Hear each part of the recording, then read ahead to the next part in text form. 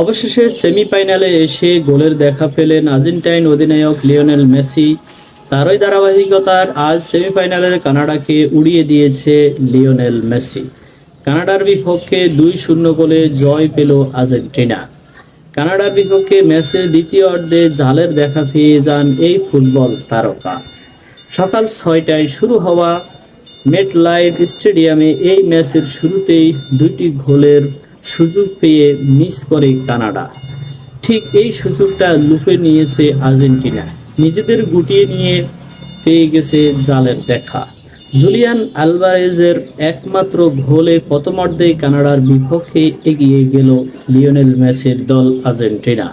বিরতির পর 51 মিনিটের মাথায় ব্যবধান দ্বিগুণ করে আর্জেন্টাইন অধিনায়ক নিজেই গোল করে।